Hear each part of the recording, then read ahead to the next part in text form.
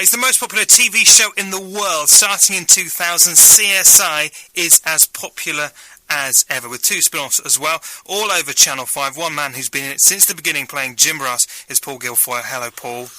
Hey, it was good to hear faces. It was great, wasn't it? When you started off on the show, did you realise what a massive phenomenon it would become?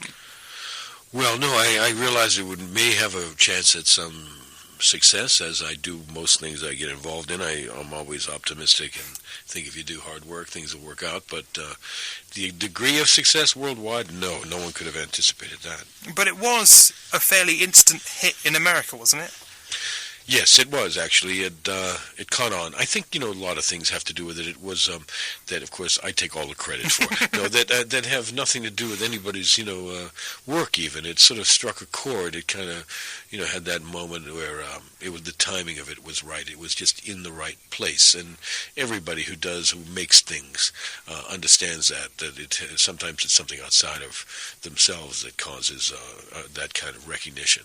And you and the cast, do you ever think about the numbers of people that are watching you? 73 million at the last count. Well, that would make you kind of self-conscious, wouldn't it? 73 million. I could handle 71 million, but when it goes to 73 million, it's a little bit close, a little tight. No, of course, you don't think of anybody's watching except your mother. No, I don't think. No, we don't really think of it that way. It's really kind of a very kind of a workstation, kind of an artistic factory of people all dedicated doing their jobs. Everyone, crew, cast, writing, everyone in the studios, because we're really on a time zone, so we really are making the train run on time and down the track, and we do it really efficiently and and occasionally with artistry. And does it ever feel like, we say it like that, does it feel like work, or is it just a pleasure to turn up at Well, there's always an element of both. Work is a pleasure if you're lucky enough to do the thing you want to do, isn't it? Right, for all of us, everyone. No matter even if you want to, really like putting some plumbing in the house. If it's something you like to do, it can be a pleasure, and everybody seeks to make their work a pleasure to a degree. You have to. To get happiness, that in love. So I think that's kind of those combinations, love and work, combined. That's what we try to do, all of us together. For those of you who haven't seen, you play Jim Brass, as I said. Now he's not one of the crime scene investigators. He's the cop, isn't he? Yeah. Yes, he is. He's a cop who tends to use the forensics team's analysis too, but understanding that crime can also be broken down where on instinctual levels, not necessarily just scientific knowledge, but sometimes he's sort of old school, I guess would be an easy way to say it. And one of the things that I think makes CSI so popular is it's not just a procedural crime drama, that all of the characters in it have a complex and intertwining backstory. For example, Jim has an estranged daughter that it turns up every so often. Yeah, thank you for mentioning that. That's true.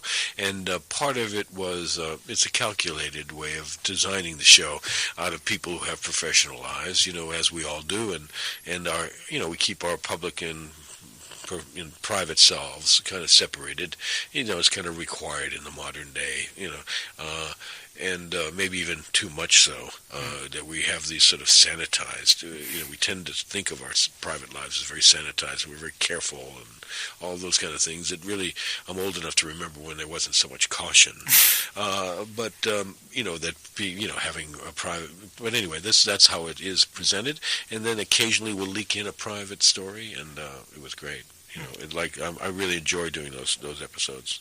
And recently you've had a cast change. Ted Danson's come in. What's it like when a long-established member of cast leaves and then someone else arrives? Well, change is inevitable, slightly. And also, being actors, I've been in 150 different productions of something or another, either a movie or a play. Some lasting as long as a year and a half, in terms of a play. And it's occasionally, and usually the whole thing ends for everyone.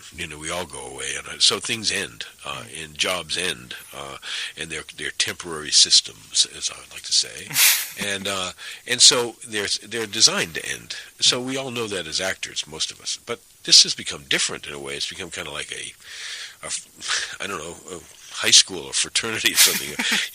People graduate, or we hope they graduate. We hope they go on to something else, and it's kind of a send off, and everybody seems to go one at a time. It's almost like I suppose being on the battlefield, and somebody gets taken back to the real world, and we wish them well. Oftentimes it's a choice, which is hard to understand from people who are out in our own world seeking work all the time. That people would walk away, but they do it because they feel they've fulfilled whatever they had to fulfill at the time, and they move on. So everyone wishes everyone well that way. And Ted's such a great actor, isn't he, as well? Ted's a great guy, and he certainly, and his acting is like now, I've known him since the 80s. We were in the late 80s. We were in a movie, 3 Men and a Baby together, and very commercial success. Another great, big, astounding, lots of people watched it thing, and. But he's a good guy. He's very committed to the environment. Wonderful, father, and and I know. And he's always, the good thing about Ted too is he's always trying to. He's always moving his work into deeper and deeper reservoirs. He's tapping into something else. He wants to keep looking to do this is, I think, a dramatic role for him. In a way, even though he in the character he's playing has a certain touch to it, and he's great. He's a great guy to work with. Yeah, so was Lawrence and Billy. But they were all friends of mine. And now, with an audience of 73 million people around the world, there's not many things that are more popular than CSI. But one thing that might be is a certain Justin Bieber. And Justin Bieber, the Bieb. And he was in CSI. A lot of press about that. What was he like? Well, that's a tricky one. He's a kid, and interestingly enough, I have to say about Justin, the first time he came, he was like fresh out of his immediate success. It wasn't really, I didn't understand how it was earned in a way. It came out of it missed its gestation period and its rooting and flowering as a normal plant would. It just came in full blown as a tree. It was a seed and then it was a tree. I don't know. And he's a kid, and he would come in with a kid's mentality, and then 6 months later, when, he felt even, because it's all fast-moving, his career, changing dramatically, and it wasn't quite as bright, frankly, 6 months after we first saw him. He had changed, and because I said to him, I was trying to help him understand how to do charity work and stuff. He said, yeah, no, I'm starting to do that. And I said, Make-A-Wish Foundation was on the set because a kid wanted to meet me. And I said, look, come here, are you coming with me? You're going to meet this kid. And I brought him along, and he said, yeah, Paul. He said, I'm starting to do that. He was even starting to call people by their name. He got tremendously quick. So that's the good part about the kid. I will say he was starting to recognize that he had a responsibility came with this rite of passage that he had absorbed so fast that he took a lot of space up, and then he realized that it was a power that he had to use for good reason. I like that, but I did put 9 bullets in him when he had to die. As you know, I was asking people for questions for you, because CSI is such a popular show and people absolutely love it. And the first question is quite difficult. It's Dominic who asked this, and he asks, who was your favourite out of Grissom, Russell and Langston to work with? I bet you get asked that all the time. Well, they're all like it for different times of day. I want to go out with a jazz club with Langston. You know what I mean? Late at night, we'll go out to see a jazz. See somebody play some good music with Langston. With Billy, I'd like to go play golf. With Gil Grissom, because he'll be really great at analyzing putts. and with Ted, I just want to go to a comedy club. Charlotte, and actually, I'd like him to make me a drink. Yeah. Actually, Ted, maybe a cocktail. Charlotte asks, did you ever want to be a cop when you were younger? Oh gosh, no. No, not really. No, no. None of that. None of the parts I played.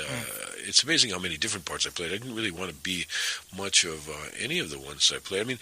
I liked playing emergency room physician once in a movie. That's kind of a nice job, but I played a lot of lawyers and priests and gangsters and cops and all around crime and serial killers, both sides of the law, and I even played a mother in Blood Wedding. It was like I don't know if I've ever thought that through, but definitely not a policeman. I think it's too difficult a job. I think it's too hard on the psyche. And Spotted Horse on Twitter finally says, will you be back next season? Yes, I will be. And he says, what are your hopes for the character of Jim Brass?